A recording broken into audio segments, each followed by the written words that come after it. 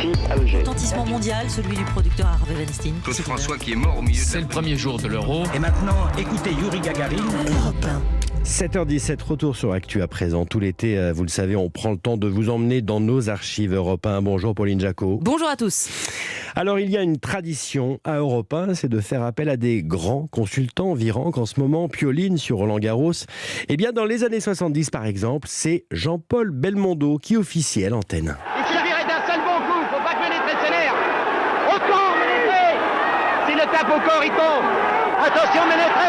La voix de Bébel lors de ce match incroyable le 4 juin 1971. Le Français Roger Ménétré contre le Britannique Ralph Charles. Premier round, deuxième, troisième, quatrième, cinquième, sixième.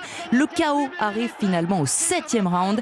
Charles ne tient plus sur ses jambes. Le Français est champion d'Europe. Ménétré, champion d'Europe. On a vu une fin de round hallucinante. C'est un des matchs les plus violents que j'ai vu. Le dernier round où Charles n'était plus debout, à mon avis l'arbitre aurait dû arrêter. Ménétré était très fatigué aussi car il avait pris des contres quand même par Charles, qui malgré qu'il était sonné.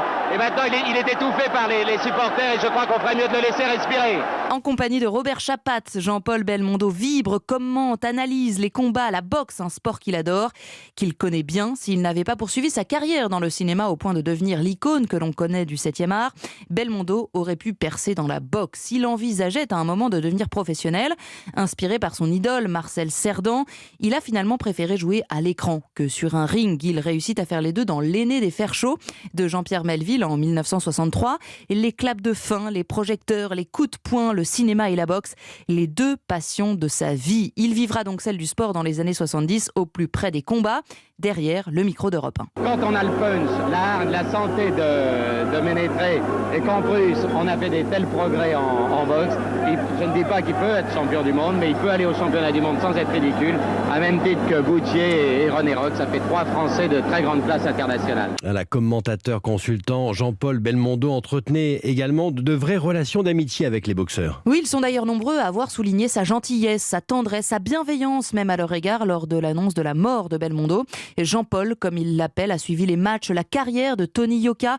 Il a été le parrain sportif de Brahim Asloum. Bébel a été le meilleur ambassadeur de la boxe française, a d'ailleurs dit le champion olympique. Une proximité qu'il entretenait plutôt avec Roger Ménétré. Il en parlait en 1970 à Robert Chapat. Jean-Paul, vous avez l'impression qu'il manque quelque chose à Ménétré? Non, il lui manque encore un peu de métier, mais je veux dire de qualité naturelle, il a tout, je crois. Maintenant, ce que je veux dire, c'est un athlète, il a du souffle et il frappe des deux mains. Bon, alors Belmondo, toujours président d'honneur des amis de Roger Ménétré.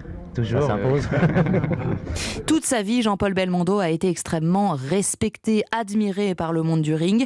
Il a toujours continué à suivre ce sport, à se déplacer, même après ses problèmes de santé. Et Belmondo, qui avait avoué détester prendre des coups, un peu gênant quand on veut être boxeur, disait-il. Boxeur, on peut l'être si l'on a souffert un peu, si l'on est animé par un instinct de survie de celui qui n'a rien à perdre. La magie des archives d'Europe 1, mise en lumière ce matin par Pauline Jacot.